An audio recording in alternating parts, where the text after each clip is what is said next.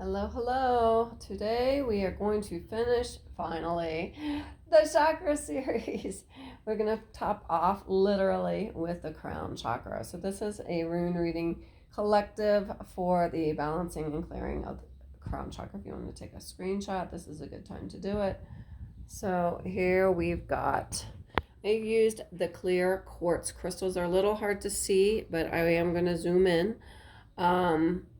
The crown chakra is located at the very top of our head, and it is represented by the color white or gold.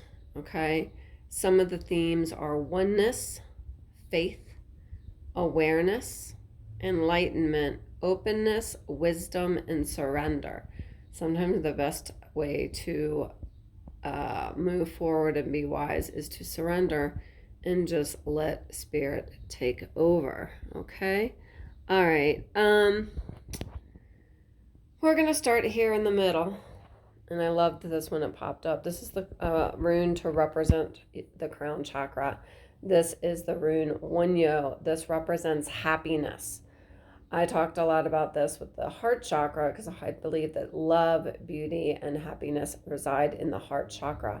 But representing the crown chakra, when you reach enlightenment, enlightenment is pure bliss. When we ascend, the only emotion we will have is bliss and happiness. So this actually worked very well for this. The second rune, and they have them sideways on the thing, so it's actually like this or like this, but I did it like the way they said it. So how can you connect to the divine? This is perfect because this is the rune Perth. It literally represents the uterus and the universe, or taking a chance. So this is the universe, meaning all the known, all the unknown, all that exists through time, dimensions, and space. So how can you connect to the divine? By taking moments to connect to the divine, meaning meditation, or when you hug a tree, or when you look at the sun. It is, also that feeling of bliss. When you're meditating and get to the sweet spot in meditation, you know it. Because even if you're there for a millisecond, it changes you. It like changes your DNA. Right? The third one is here. And this represents a skill to use to release yourself from the ego. This one's really good because this is Iwaz, the rune of magical good luck and protection. So I have always said, if you want to activate the magic, acknowledge the magic. The magic is always there. It's up to you whether you see it or not.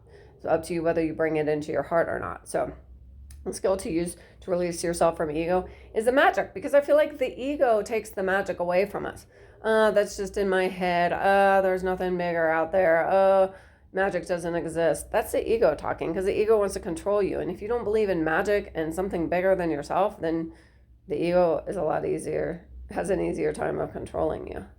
Okay, the fourth one is good way to balance the chakra. This is Tewaz, being on your path. Being on the path to enlightenment. We're all on the path to enlightenment, whether we realize it or not. We want to ascend. We want to evolve. We want to have a higher vibration. So a good way to balance the chakras is just be on the path to the crown chakra. Be on the path to enlightenment. Be on the path to being a better person. And then the fifth and last one is result of balancing the chakra. This literally looks like a balanced rune. It's not the rune of balance, but it is Yera, which is made up of two kanazas. Kanaz means clarity. This is old stage and new stage. This is going from the old stage and taking what serves you and dropping everything else and moving fearlessly into the new stage. What is that? That is evolving. That is evolution. When we leave an old stage because we've outgrown it, we go into a new stage so that we can grow. Evolution, baby. So the result of balancing the chakra is to move forward fearlessly. I mean, if your end game is enlightenment and ascension, then definitely, I mean, that everyone's end game should be that. So I think that this is a very good chakra to connect to as much as you can. But remember, the best way to connect to each of the chakras is to balance all of the chakras. If you're only working on the crown chakra and you aren't working on the lower three chakras and you're flying all over the place, flailing all over the place because you haven't balanced your grounding physical chakras, it's important to ground. Every single chakra is important. So remember, you can get these chakra readings privately. You can get them in a package, or you can get them separately. Okay? Leave your comments below, and love you guys.